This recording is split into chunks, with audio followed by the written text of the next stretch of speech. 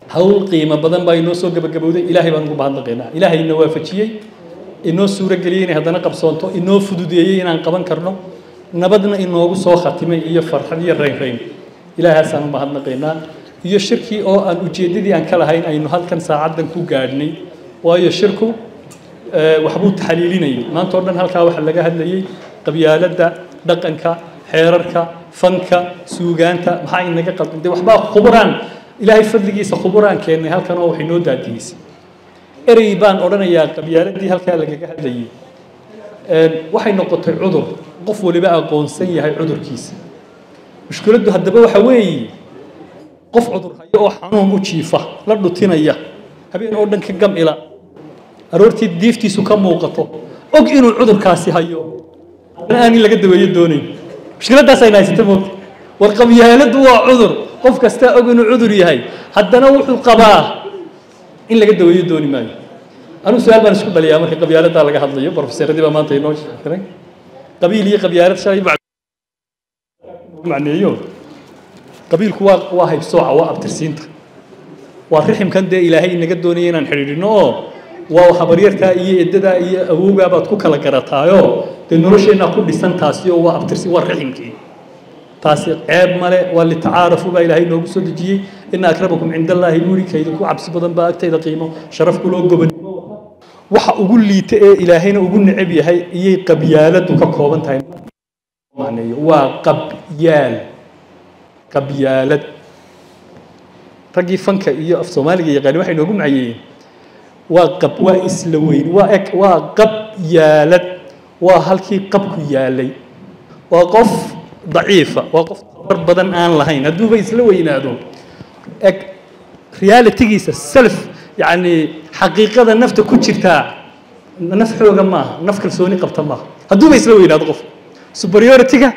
inferiority بقى كله استرتو عطينا يا هذا ده تقف يسلوين وفاروق هو ضعيف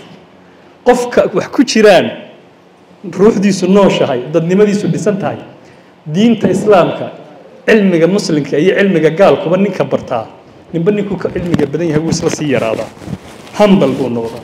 تواضع هو ياشا ويوحو قال يوحو يهدي هذا دركتون علم الشيء قال يحكي إسلام مريو علمك مجل يوجه لا بيجريك استهزئ هذا دركتون هنا نبودوية مركا هذا بقى وقبيال وهالكي قبيال هالكي إسلاميين مركا محنا قلنا مركا لكن حقيقة الله معناه هالكي فاروق نمدو تالي ويدي halkii ducfigu yaalay way qabyaaladii guud ahaan dadkii ka soo qayb galay waan u mahadnaqayaa gaar ahaan gudidii ku hawlaneyd qaban qaabada oo gudoomiyaha wasiirka wasaaradda oo hawl qaran oo iyadna muhiim oo kale u sii baxay baniye maalin bay u dhabaaradeeyeen waqti badan bay galiyeen hadaanay shaqadan dadkaasi inoo qaban inoomay suura gasheen aad baan ugu mahadnaqayaa maanta oo uu soo gabagaboobay shirweynaheenu waxa uu soo saaray warmurtiyeedkan waxaana ka soo baxay qodobadan oo uu shirku ku baaqayo kow in la mudeeyo maalinta dhaqanka iyo farshaxanka qaranka Soomaaliland labo in la sameeyo xeer xakameeya qabyaaladda iyo takoorka saddex in la sameeyo xeerka baraha bulshada afar in la sameeyo xeerka dhaqanka Soomaaliland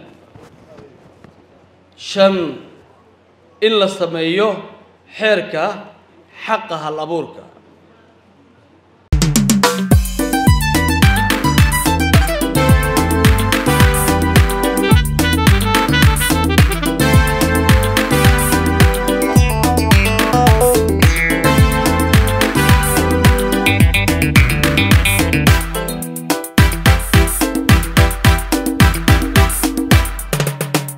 hello hobalay haye hello hadii aanay abwaaniyo hello heesa ku jirilayne